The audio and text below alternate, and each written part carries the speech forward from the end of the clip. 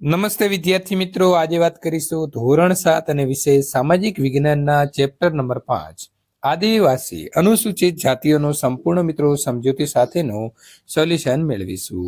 એ પહેલા ચેનલની અંદર પ્રથમ વખત આવ્યા છો તો ચેનલને સબસ્ક્રાઇબ કરી તમારા મિત્રો સુધી આ વિડીયો શેર કરવાનું ભૂલશો નહીં।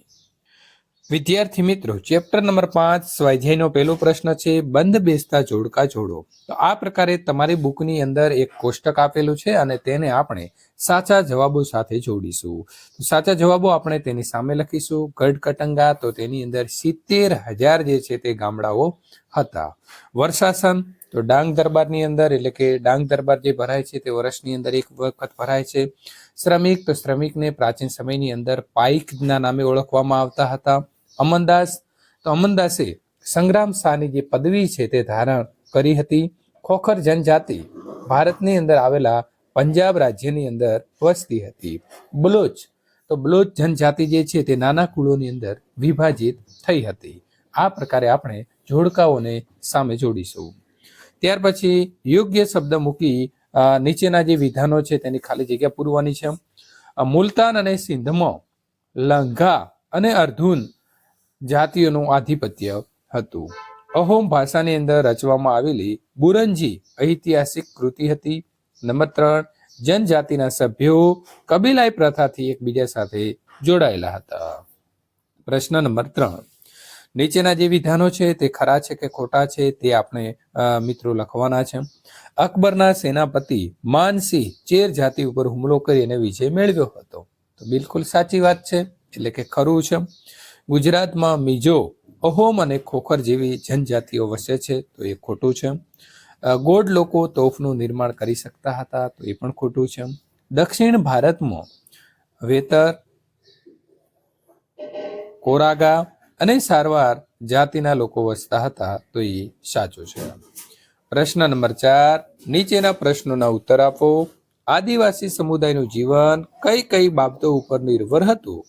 તો આદિવાસી સમુદાયનું જીવન શિકાર, એકઠી કરેલી વન્ય પેદાશો, સ્થાનિક ખેતી, પશુપાલન, કલા કૌશલ્યથી બનાવેલી સાધન સામગ્રી વગેરે બાબતો ઉપર નિર્ભર હતું।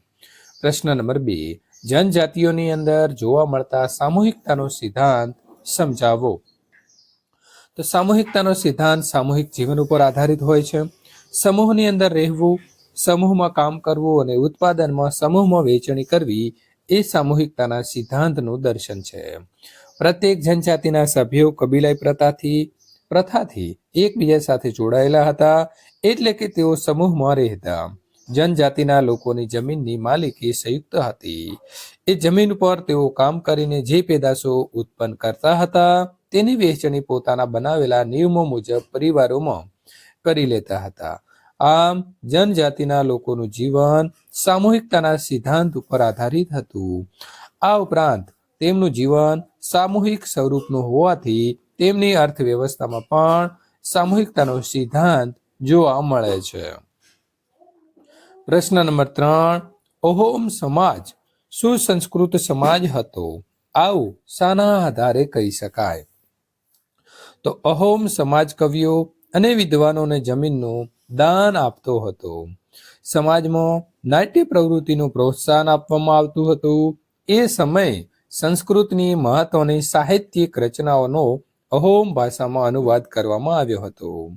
બુરંજી નામની ઐતિહાસિક કૃતિને પહેલા અહોમ ભાષામાં અને પછી આસામી ભાષામાં લખવામાં આવી હતી।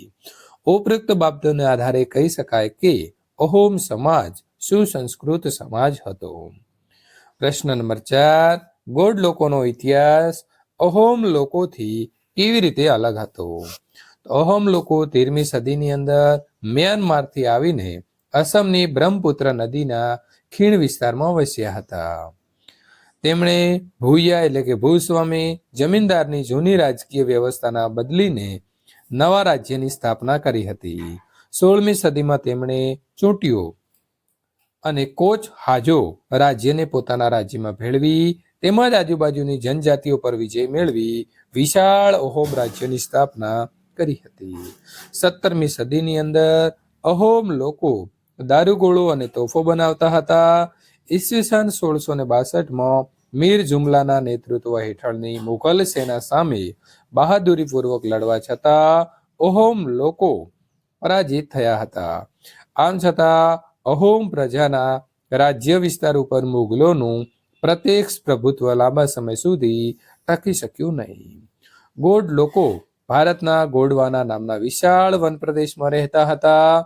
તે ભારતની પ્રાચીન જનજાતિઓ પૈકીની એક જાતિ છે. તેઓ સ્થળાંતરિત ખેતી એટલે કે ઝૂમ ખેતી કરતા હતા. તેઓ નાના નાના કુળમાં વહેંચાયેલા હતા. વિશાળ ગોંડ જાતિના દરેક કુળનો એક રાજા હતો. અકબરનામામાં જણાવ્યું છે કે ગઢ કટંગાના ગોંડ રાજ્યની અંદર 70,000 જેટલા ગામડા હતા. ગઢ કટંગાના પતન બાદ નિર્બળ બનેલું ગોંડ રાજ્ય શક્તિશાળી બુંદેલો અને મરાઠાઓના આક્રમણ સામે ટકી શક્યું નહીં. આમ ગોંડ લોકોનો ઇતિહાસ અહોમ લોકોથી અલગ હતો. વિદ્યાર્થી મિત્રો, આ પ્રકારે દ્વિતીય સત્રના તમામ પાઠોનું સોલ્યુશન મેળવવા માટે અહીં આપેલી એન્ડ સ્ક્રીન ઉપર ક્લિક કરી શકો છો.